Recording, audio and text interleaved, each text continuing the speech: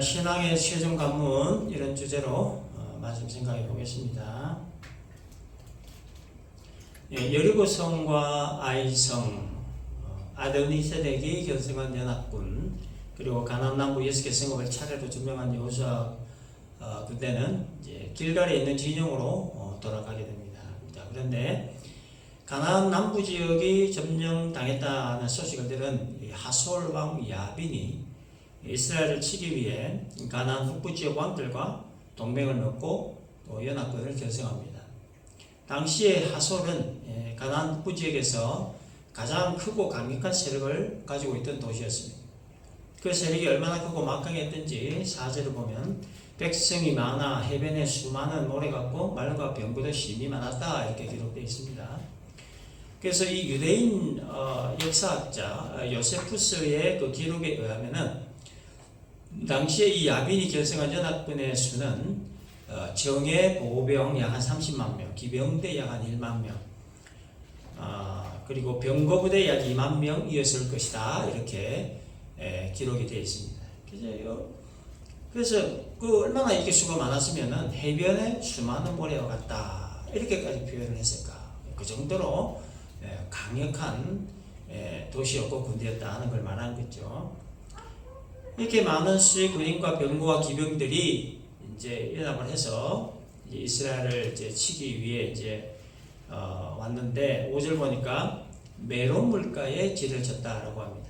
메롬이라고 하는 것은 갈릴리 바다 서북 쪽으로부터 약 한 15km 지점에 있는 곳입니다. 그래서 가나안 북부 연합군에게 있어서 이 메롬 전투는 이스라엘에게 가나안 땅을 빼앗기느냐 아니면 가나안 땅을 다시 차지하느냐 지키느냐를 결정하는 매우 중요한 전투였습니다.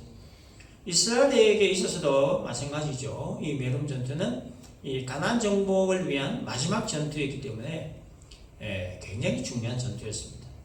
그래서 대전을 앞둔 가나안 북부 연합군과 여호수아 군대 사이에 전운이 감도는 이때에 하나님이 여호수아에게 나타나셔서 승전을 약속하는 말씀을 해주십니다. 6절에 여호와께서 여호수아에게 이르시되 그들로 말미암아 두려워하지 말라. 내일 이맘때에 내가 그들을 이스라엘 앞에 넘겨주어 몰살시키리니 너는 그들의 말 뒷발에 힘줄을 끊고 그들의 병거를 불사르라 하시니라.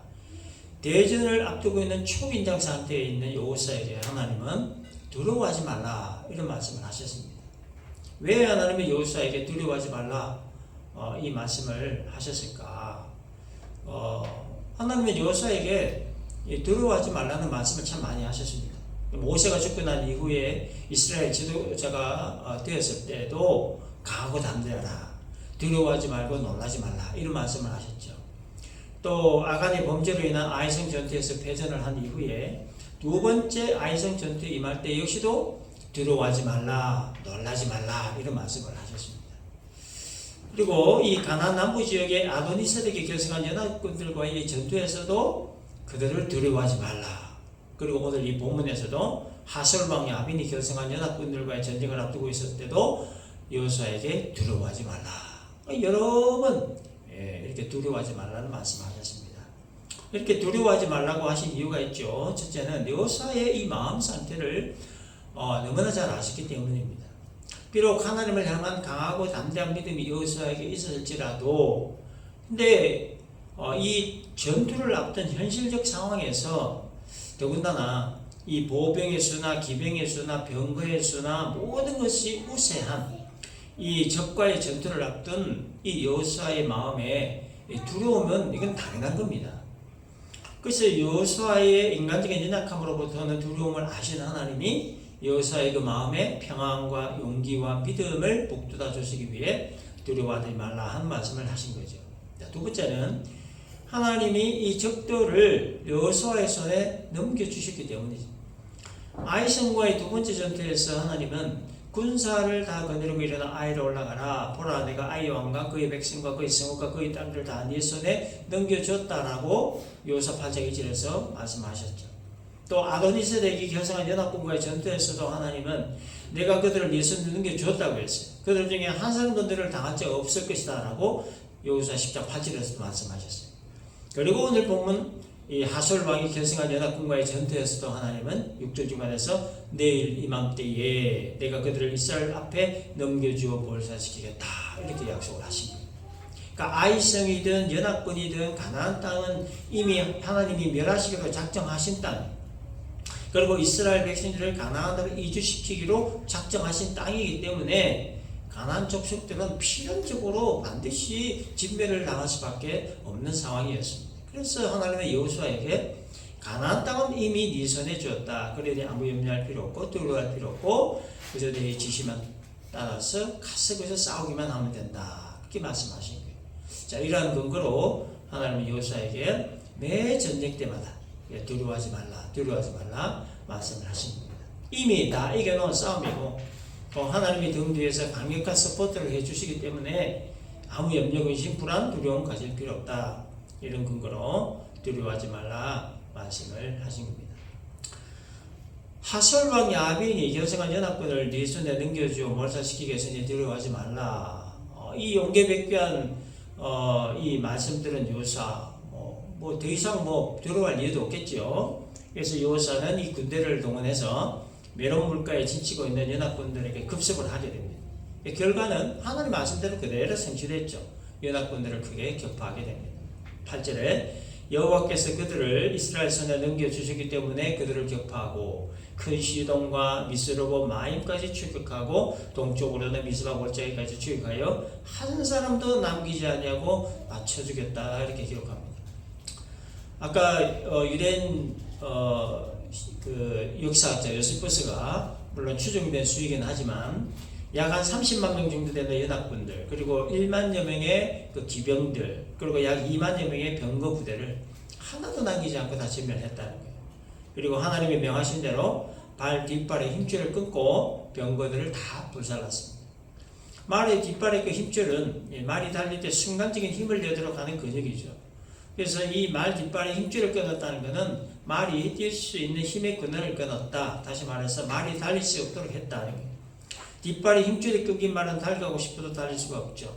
약 1만 명의 기병대가 있었다는 것은 적어도 말이 1만 마리 정도라는 말이고, 약 1만 마리의 말 뒷발의 힘줄을 끊었다 하는 이것은 다시는 이스라엘을 향해 공격해 오지 못하도록 했다, 이런 의미인 거예요. 그래서 하나님이 적들의 힘을 완전히 제압하시고 완전히 승리하게 하셨다 하는 것을 의미하는 말이었습니다. 병거를 불사하는 것 역시도 같은 맥락이죠. 이스라엘을 공격하는 모든 병거 불살랐다는 것은 적들의 힘을 무력하게 했다, 완전 제압을 했다, 이런 의미로 그것 역시 승리를 상징하는 그런 모습이죠. 그리고 여호수아는 연합군을 조직한 하솔왕 야빈을 갈로 쳐서 죽인 뒤에 불살랐습니다. 그리고 연합군들의 왕들과 그 왕들이 속한 모든 성읍들을 다 진멸을 하게 됩니다. 그리고 21절을 보면 여호수아가 가서 산지와 헤브론과 드빌과 아낙과 유대 온 산지와 이스라엘의 온 산지에서 아낙 사람들을 멸절하고 그가 또 그들의 성읍을 진멸했다 했습니다.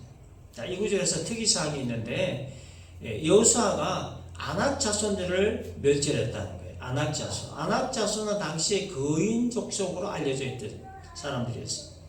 그래서 이 가나안 정복 전쟁 이전에 12명의 정탐꾼들이 가나안 땅을 정탐하러 이 가나안에 왔을 때 정탐꾼들이 본 것 중에 가장 쇼킹했던 것이 바로 이 아낙 자손들이었어요. 이 아낙 자손들을 보고 10명의 정탐꾼들이 주눅이 들어가지고 아주 절망 상태에 빠져서 자기들이 메뚜기 같다, 이렇게 표현까지 한 거죠. 민수기 13장 33절 거기서 네피림 후손인 아낙 자손의 거인들을 보았나니 우리는 스스로 보기에도 메뚜기 같으니 그들이 보기에도 그와 같았을 것이다, 이렇게 기록이 되어 있습니다. 네피림이라고 하는 이 명칭은 창세기 6장 4절에 처음 등장합니다. 창세기 6장 4절을 보면 당시에 땅에는 네피림이 있었고 그 후에도 하나님의 아들들이 사람의 딸들에게로 들어와 자식을 낳았으니 그들은 용사라, 이런 기록이 있습니다. 이런 기록이 있는데 흔히 이 네피림은 그래서 이 거인 족속으로 알려져 있고 또 이 약탈과 침략을 일삼는 아주 포악한 자들로 알려져 있는 그런 족속이었습니다, 당시에. 그래서 이 가나안을 정탐하러 갔던 정탐꾼들이 이 몸집이 큰 이 거인들을 보고 네피림 후손, 즉 아낙 자손들로 이렇게 생각했다는 거예요. 그래서 이 성격이 포악한 거인 안악 자손에 대한 얘기를 익히 알고 있던 이 정탐꾼들이 자기들 눈앞에 안악 자손들이 다 이렇게 다니고 있으니 주눅이 들 수밖에 없었고 절망에 빠질 수밖에 없었던 거예요. 그래서 자기들은 그들과 비교했을 때 이 메뚜기 같이 정말 보잘것없고 하찮은 존재로 여길 수밖에 없었다는 겁니다. 자, 그런데 그때 정탐꾼들이 가나안을 정탐하면서 보았던 그 안악 자손, 이 포악한 성격을 가진 거인으로 알려져 있는 그 안악 자손을 여호수아 군대가 멸절시켰다는 거예요. 22절에 이스라엘 자손의 땅에는 안악 사람들이 하나도 남지 아니하였고 가사와 가드와 아스돗에만 남았더라, 이렇게 기록합니다. 불과 얼마 전에 가나안 진입 직전에만 해도 이 안악 자손들을 보고 아주 주눅이 들고 절망에 빠져서 밤새도록 통곡을 했는데, 근데 이 안악 자손이 멸절됐다는 거예요. 이 또 한 번의 놀라운 기적의 역사가 일어난 현장이었습니다. 출애굽 1세대가 이 안악 자손들을 보고 이제 다 끝났다, 우리 이제 다 죽었다, 절망하면서 밤새 통곡하고, 그러면서 뭐라고 했습니까? 애굽에서 죽었거나 광야에서 죽었으면 차라리 좋았겠다, 이러면서 또 모세를 원망하고, 그리고 이제 애국으로 다시 돌아가자, 뭐 이렇게까지 했었는데, 그런데 절망하게 만들었던 아낙 족속들을 멸절을 시켰으니까, 와, 기적도 이런 기적이 없지요. 얼마나 이 백성들 감회가 새로웠겠습니까? 아무튼 이 여호수아는 이렇게 아낙 자손을 멸절하는 것을 끝으로 가나안 땅을 완전히 정복을 했고, 비로소 이제 가나안 정복 전쟁은 끝이 나게 됩니다. 23절에 이와 같이 여호수아가 여호와께서 모세에게 말씀하신 대로 그 온 땅을 점령하여 이스라엘 지파의 구분에 따라 기업을 벌어주매 그 땅에 전쟁이 그쳤더라, 이렇게 기록합니다. 그래서 이 23절 이 구절에서 우리가 이렇게 주목해서 또 봐야 할 구절이 하나 있습니다. 그게 뭐냐면 여호수아가 여호와께서 모세에게 말씀하신 대로라고 하는 이 구절입니다. 15절에서도 여호와께서 그의 종 모세에게 명령하신 것을 모세는 여호수아에게 명령하였고 여호수아는 그대로 행하여 여호와께서 모세에게 명령하신 모든 것을 하나도 행하지 아니한 것이 없었더라, 이렇게 기록되어 있습니다. 그래서 결론적으로 가나안 땅을 점령할 수 있었던 근본 원인에 대해 오늘 본문이 뭐라고 하고 있느냐, 여호수아가 여호와께서 모세에게 말씀하신 대로 행했기 때문이다 라고 하는 거예요. 가나안 정복 전쟁에서 승리의 원인, 그게 뭐냐, 모세에게 말씀하셨던 그 하나님 말씀을 여호수아가 그대로 행했기 때문이다 하는 거예요. 다시 말해서 하나님 말씀에 순종했더니 가나안을 정복했더라 하는 거예요.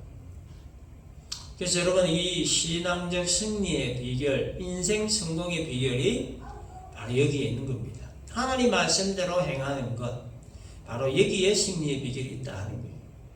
단순하게 보이고 쉽게 느껴지는 일, 그러나 가장 어렵고 힘든 일이 뭐겠습니까? 순종이죠, 순종.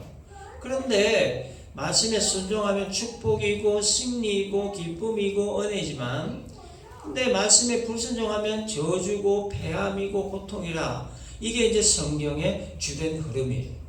성경을 보면 축복과 저주에 대해서 순종과 불순종에 대한 그 결과를 이렇게 명시해 놓았습니다.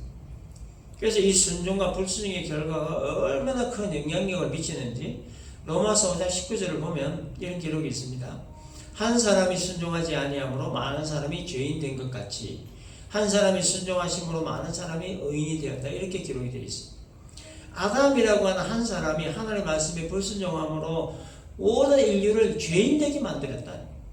근데 예수님 한 분이 말씀에 순종함으로 인해 많은 사람은 의인이 되게 하셨다 하는 말이죠. 그래서 우리가 이렇게 죄사함을 받고 구원과 영생을 얻은 하나님의 백성이 될 수 있었던 것은 예수님 한 분의 순종이 있었기 때문이라. 하나님 말씀에 순종하시기 위해 예수님은 낮고 천한 이 땅에 사람 되어 오셨죠. 조롱몇이 전대 받으셨어요. 십자가 달려 피 흘려 죽으셨습니다. 예수님의 이와 같은 순종하심이 있었기 때문에 우리 모두가 구원 얻게 된 거죠. 그렇기 때문에 우리의 신앙의 목표가 뭐냐? 순종이다, 이렇게 말하는 겁니다.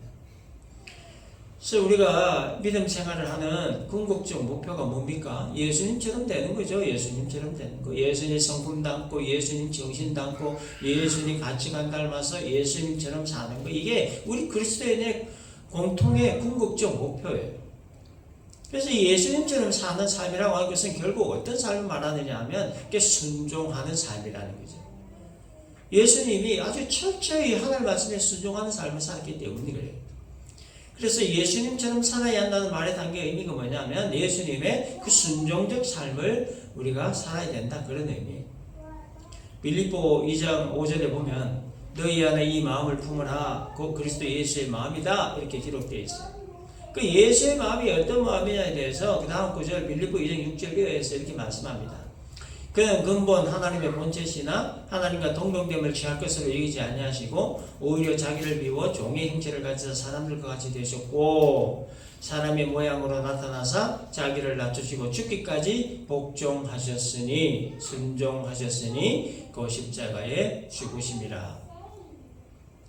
하나님의 본체, 즉 성자 하나님이신 예수께서 그 성자 하나님의 자리를 내려놓으시고 종의 형체를 가지사 사람과 같이 되셨다라고 기록합니다.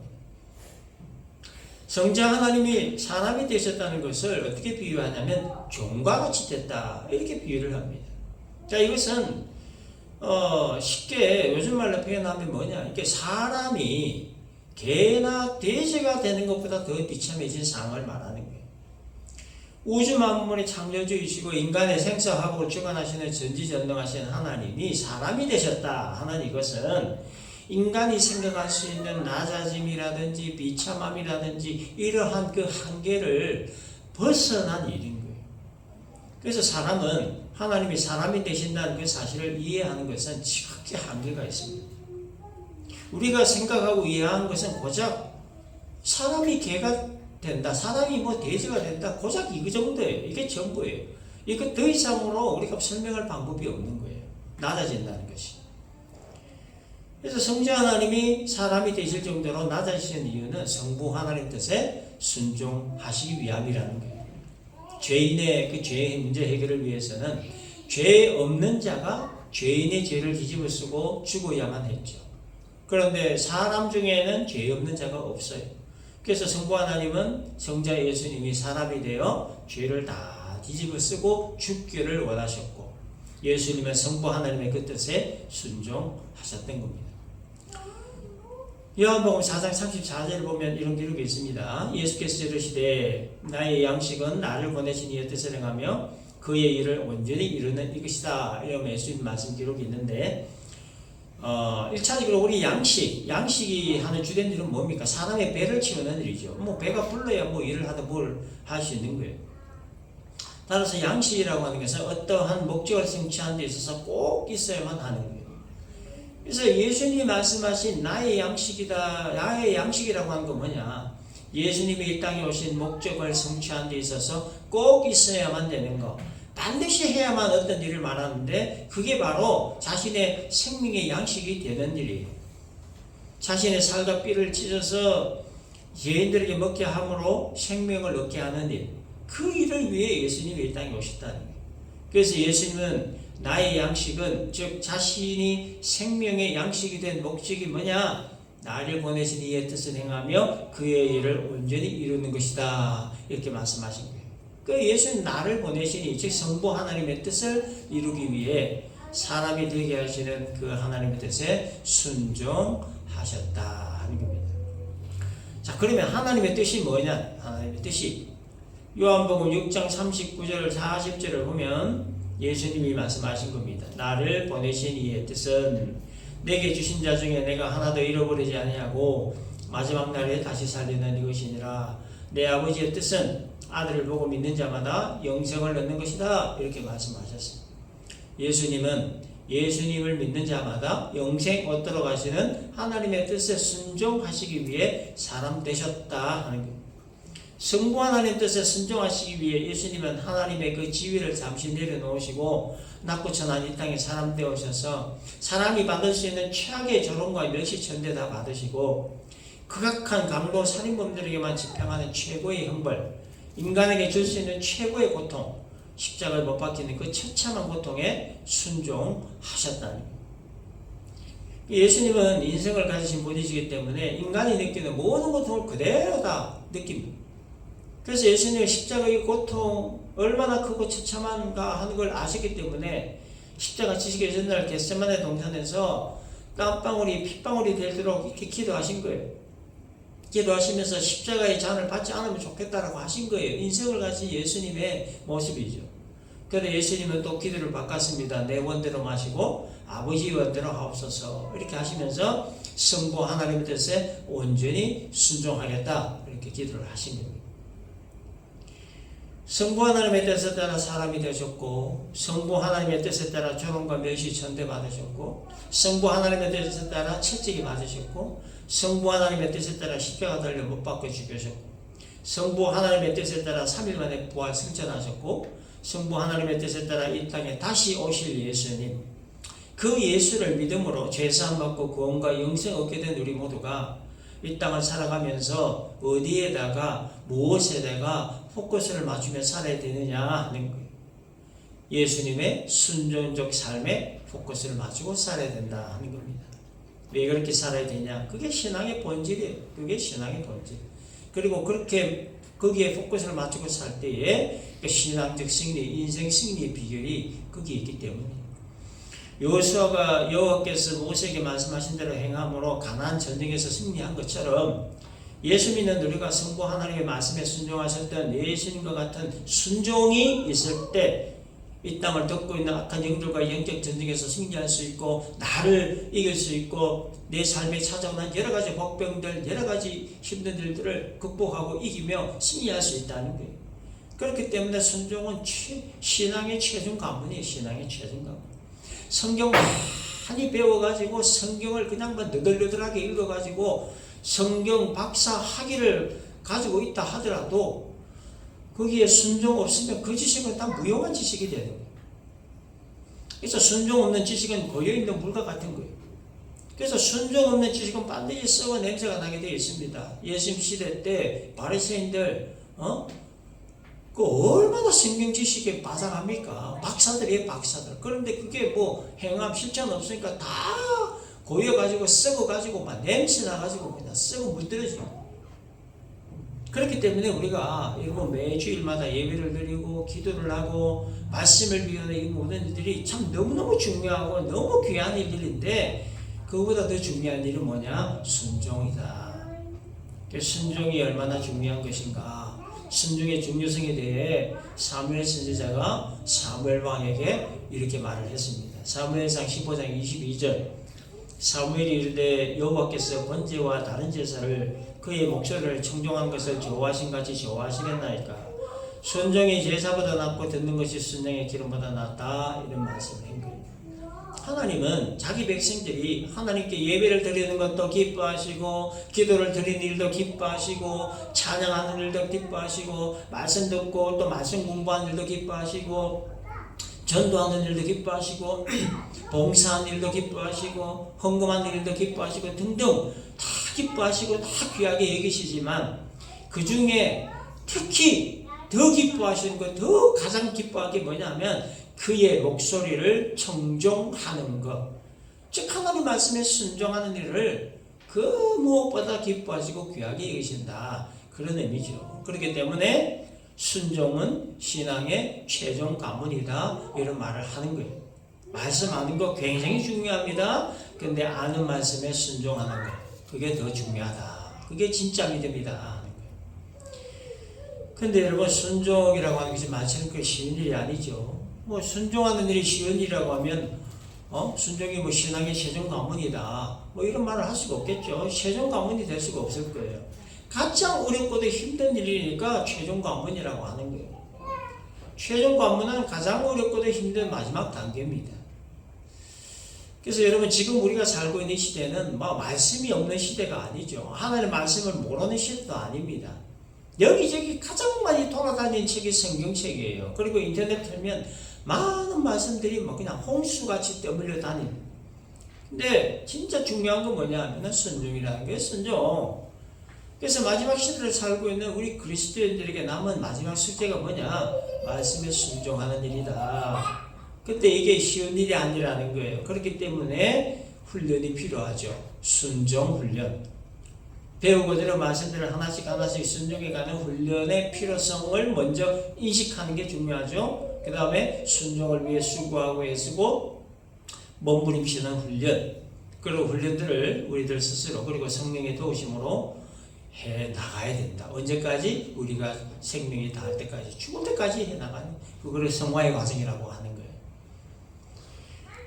순종이 왜 어려우냐? 왜 힘드냐? 순종을 하려고 하면 여러 가지 것들을 포기해야 됩니다. 여러 가지 것들을 내려놓아야 될 것들이 너무 많아요.